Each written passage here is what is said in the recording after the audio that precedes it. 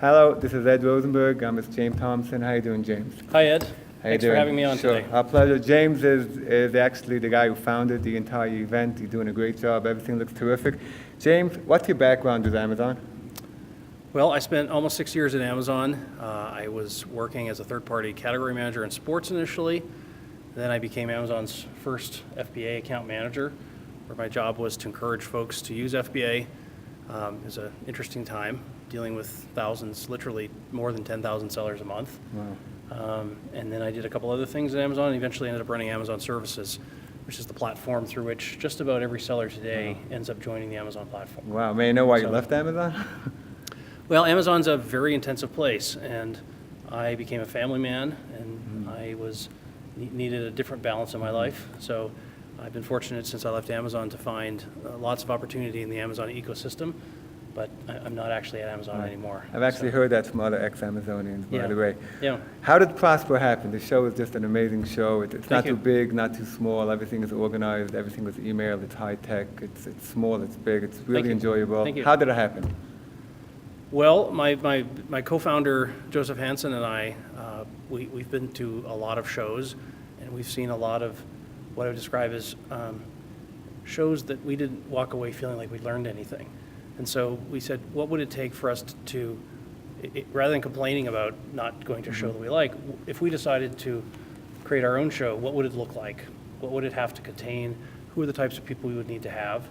I don't have a background in organizing conferences, but I do know the kind of conference I would want to go to. So I created the kind of conference that I would want to go to, where I would learn from the people who are in the trenches every day dealing with hundreds, if not thousands, of companies in the same business operation issues. And so the approach we've taken with the show is think about a seller's business as a series of business operations. And for each of those business operations, let's get the very best people in the room to talk about what it takes to be really good at each of those. A seller may decide they can do those things in-house, or they may say, you know what, this is more complicated than I thought, and I can't really handle this myself. So I'm going to go and work with a solution provider who can do that and do that very, very well. So now the question is, if a seller decides that they're going to work externally, how do we present enough good options to a seller that a seller can see that there are actually different ways of skinning the cat, so to speak? There's different approaches to tackling whether it's an inventory management problem or a repricing problem or a product listing problem. These are all different types of issues that sellers face every day. And unfortunately, all too often, sellers just work more and more hours on their business trying to figure all this out themselves when there are inexpensive, very efficient options available to them. And so I'm not trying to sell anybody on using solutions. What I am trying to do is make sure they're educated enough to be able to make that decision for themselves. Can they do it themselves, or should they go external? Right. When I think of how the most sellers grow their business, they start off, they're an entrepreneur, they say they want to be an Amazon seller, but they don't necessarily appreciate all the hard work and slogging day to day that has to be done in order to actually make the business work, stay on top of inventory, stay on top of customer inquiries, make sure that the account is clean from seller performance. There's a lot of stuff going on. And I've only mentioned 3 or 4. There's actually, we have 34 different sessions here today on a whole series of different issues that sellers at some point in the life cycle are going to need to think about.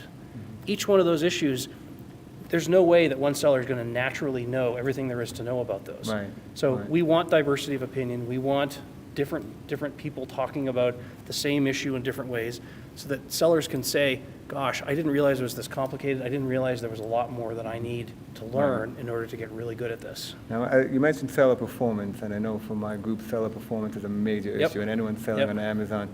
Do you think they're going to chill out a little bit, or this is it? We got to deal with it. So with every day, seller performance gets better and better at figuring out what kind of risks are out there. But it also gets harder and harder for seller performance because there's more and more sellers, but there's also sellers who have more and more time to figure out how to beat the system. And so it's a little bit of a cat and mouse process. And yes, for many sellers, the biggest fear is, are they still alive today? Are they still alive? Did they get hit with a notification that suspended their account? Did they get hit with a notification on something they don't even understand what they've done?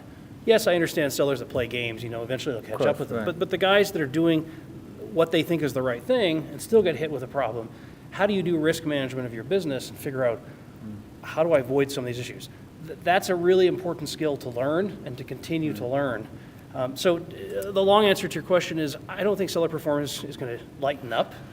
I think it's up to us as sellers to figure out how do we educate ourselves on what's going on, and how do we make sure that what has to happen as a seller to get really good at staying clean, staying out of trouble, we have to continue to evolve. Would you recommend like trying to sell in other marketplaces, or would you recommend putting in the effort and staying clean and sticking with Amazon? Well, I think the question of whether to sell on Amazon shouldn't be a question of, do I want to learn what seller performance on Amazon is all about? I think the decision about whether you sell in other marketplaces is a question around, if you have a private label brand, do you want your brand to be accessible to the hundreds of millions of customers who don't shop on Amazon? Do you want to be in a position where your product can easily be found on Google, not because Amazon's putting it there, but because you're proactively putting it elsewhere? You may have your own website, you may have another marketplace, you may be actively doing social media to try to drive attention to your product. Those are things sellers should be doing, especially if they're in the private label business. I think that's for many of your that's your what I audience, do. That's what I do myself. Facebook and but it's a lot more work. Like to get an order off Amazon and that order, it's 10 times the work. But it's not just about getting the order off Amazon versus getting it elsewhere. It's about building a network where your brand is pervasive. Everybody can find it in all sorts of places.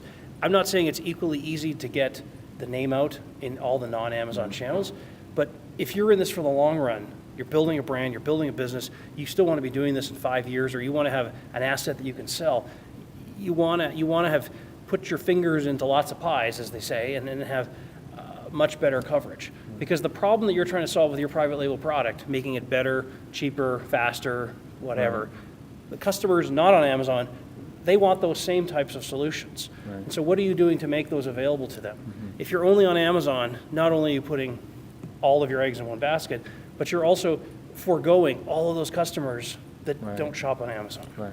Well, it seems like almost everybody does.